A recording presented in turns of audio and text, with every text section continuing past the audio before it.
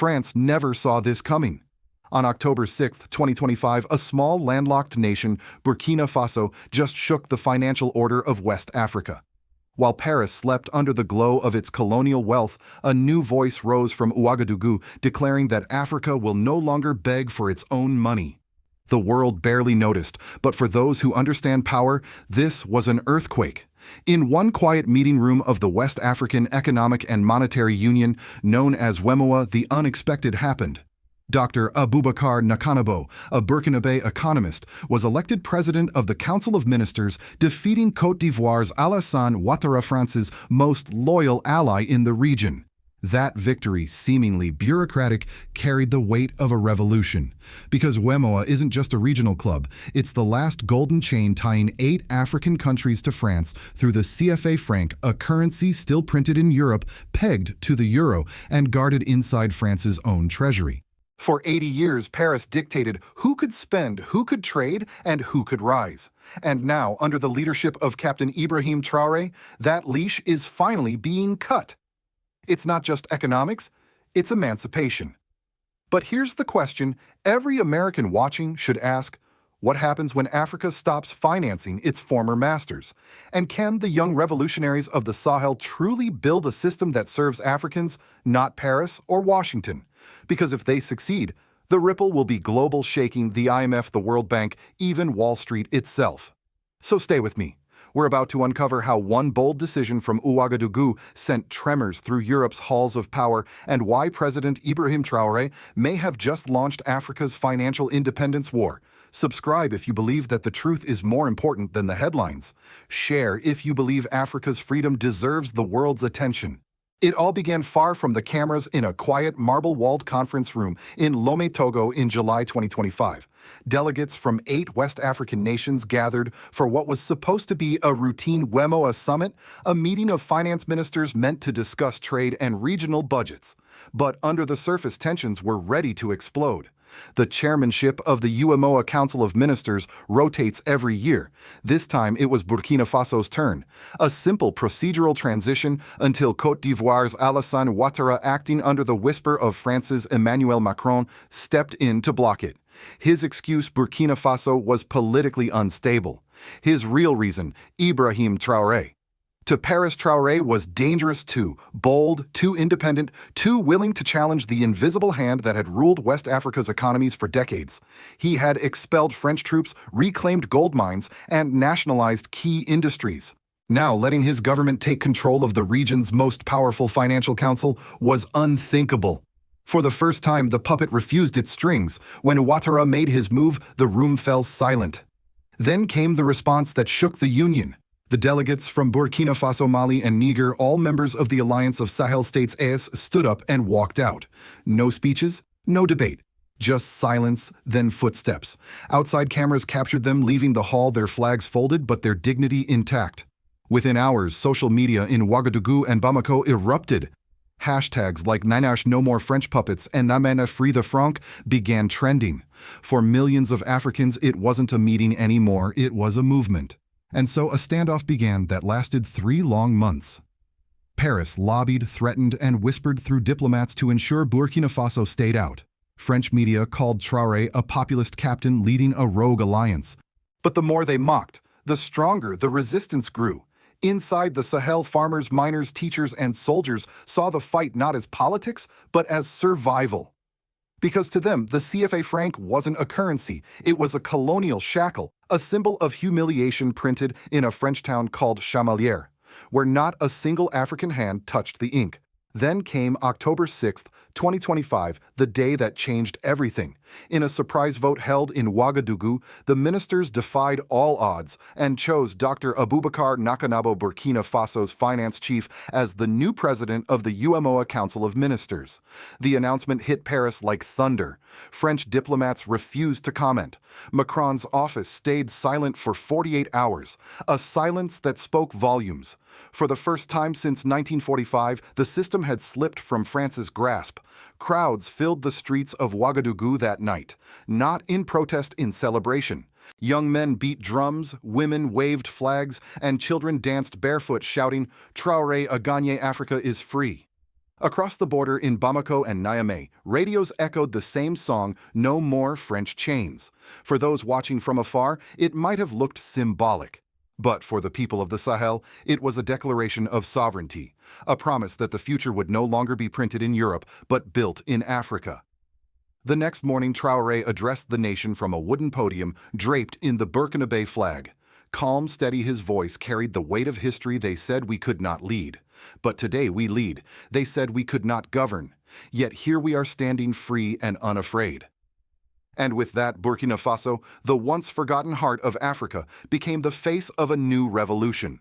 A financial one, a moral one, a revolution where dignity replaced debt and freedom replaced fear. The celebration didn't last long, because what Burkina Faso had just done, winning control of the UEMOA Council of Ministers, wasn't just symbolic. It was an act of defiance against one of the most entrenched colonial systems left on Earth. And the reaction from Paris to Washington was immediate. Behind closed doors in Brussels and Paris, analysts called it a dangerous precedent. If one country could break free from the French economic leash, others would follow. The stakes were enormous, not just political, but existential. France's entire post-colonial influence in West Africa was built on one instrument, the CFA franc. To the outside world, it looks harmless, a shared regional currency designed for stability and growth. But to the people living under it, it's a silent thief. Created in 1945 when France was rebuilding after World War II, the CFA franc, originally called Colonies Françaises d'Afrique, allowed Paris to drain the wealth of its former colonies long after their flags changed. Even today, 50% of West African reserves are stored in the French treasury, locked behind European vaults. Every CFA bill is printed in France, its value pegged to the euro. Not to African gold, not to African work, but to French control. French corporations, Bolloré, Total Energies, Areva reap billions from Africa's mines and ports. Meanwhile, 9 out of 14 CFA countries rank among the poorest in the world. Niger, sitting on some of the world's richest uranium, ranks 189th in human development. Burkina Faso, 184th. Their children go hungry while the lights of Paris shine bright, powered by the uranium beneath their soil. And so when Ibrahim Traoré stood before the African press declaring that the CFA is not money, it's a chain, something shifted. His words carried the same defiance that once echoed from Thomas Sankara's voice in the 1980s, the courage to say no to an empire built on currency control. In Ouagadougou, ordinary people began burning CFA notes on camera. In Bamako, musicians wrote songs about the French vampire. Markets erupted with chants, Sira not CFA, the rumored name of the new Sahel currency. On the radio, Burkina Faso economists explained how the Alliance of Sahel States (AS) planned to build an independent system, a confederate bank backed by gold, uranium, and agriculture, to replace the BICO, the central bank still headquartered in Dakar under French oversight. Meanwhile, French officials panicked. Leaks from the Élysée Palace revealed emergency meetings chaired by President Emmanuel Macron discussing containment strategies, diplomatic pressure, media manipulation, even threats of economic sanctions. French media outlets suddenly flooded headlines calling Traoré authoritarian, anti-Western, and a risk to African stability. But it was too late. The narrative had already shifted. Africa wasn't listening to Paris anymore. Then came the moment that turned the tension into full confrontation. During a press conference in Niamey, Niger's leader Abdourahmane Tiani stood beside Traoré and Mali's Assimi Goïta, holding a document titled The Sahel Monetary Declaration. On live television, he announced, "We will no longer deposit our reserves in Paris. Our resources will serve our people, not foreign banks." That statement was more explosive than any bullet. Overnight, France's financial markets trembled. The euro slipped slightly, and French investors began pulling out of Sahel-related ventures. Western analysts warned of a new monetary rebellion. But inside Africa, something else happened. Hope. Young people in Dakar, Cotonou, and Lomé, once silent under the shadow of dependency, began to speak. Students held debates about African sovereignty. Newspapers printed headlines in bold, "The End of CFA." Even some ministers in Senegal, still under French influence, quietly admitted they might be right. The reaction across the West was mixed. The IMF expressed concern. The U.S. State Department called for stability. Yet beneath the diplomatic tone lay fear, because what was happening in West Africa was not just about money. It was about control. For decades, the West had lectured Africa about democracy, yet controlled its lifeline currency. Now that control was slipping. As one Burkina journalist put it best on live TV, France built its empire on African gold and African silence. But today the silence is broken. And with that, the financial rebellion became something larger, a movement of consciousness. The Sahel was no longer asking for independence, it was living it. In the weeks that followed, the ripple of Burkina Faso's defiance spread far beyond financial headlines. What began as a technical victory inside a conference room had ignited a social and political awakening across the Sahel, one that no military, no foreign power, and no propaganda could contain. Across Ouagadougou, murals of Captain Ibrahim Traoré began to appear on concrete walls painted by young artists with trembling hands. They didn't paint him as a soldier, but as a farmer holding a seed, a miner holding a torch, a teacher holding a book. These were not symbols of war, they were symbols of rebirth. Because for the first time in decades, ordinary citizens felt that independence wasn't a dream told by textbooks, it was happening in real time. Inside markets and cafes, people began using a new phrase, l'argent du peuple, the people's money. Taxi drivers debated whether the Sahel currency rumored to be called Sira could really free them from France's grip. Housewives in Bobo Dioulasso saved coins not for their value, but as relics of a dying era.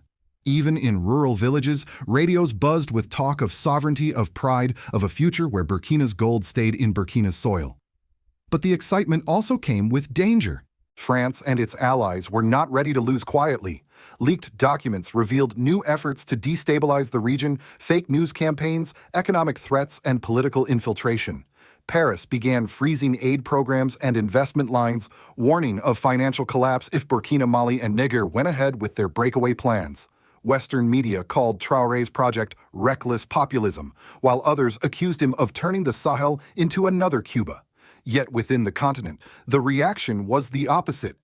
Students in Senegal, Benin, and Togo organized marches calling for their governments to join the Alliance of Sahel States, AES. They waved banners reading, "One currency, one people." In Bamako and Niamey, rallies filled the streets not against leaders, but for unity. The idea that African nations could print their own money, fund their own schools, and control their own resources had become a shared anthem. Inside Burkina Faso itself, Traoré doubled down. He ordered the creation of a National Economic Sovereignty Council, bringing together economists, youth leaders, and farmers to map out how the nation could survive without Western loans. He launched Project Faso Mbao, a public works campaign to rebuild rural infrastructure using domestic funds.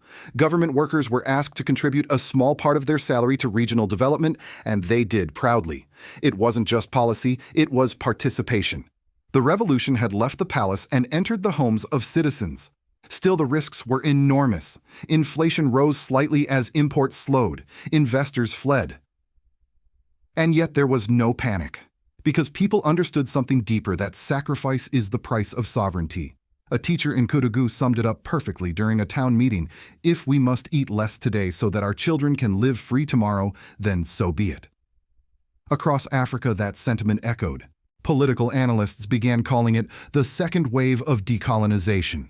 For the first time, leaders were not just removing foreign flags, they were rewriting the rules of economics. And as the drums of change thundered through the desert, one thing became clear: Burkina Faso was no longer just fighting for itself. It was fighting for an entire continent's dignity. From Washington to Paris, the world watched the Sahel's awakening with uneasy fascination.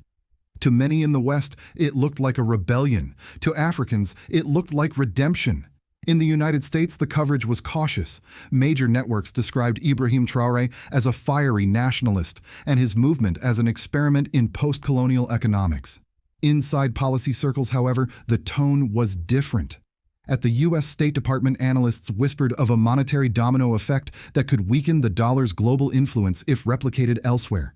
For the first time in modern history, an African bloc was building a currency not pegged to the dollar or the euro, but to its own resources: gold, uranium, cotton, and labor.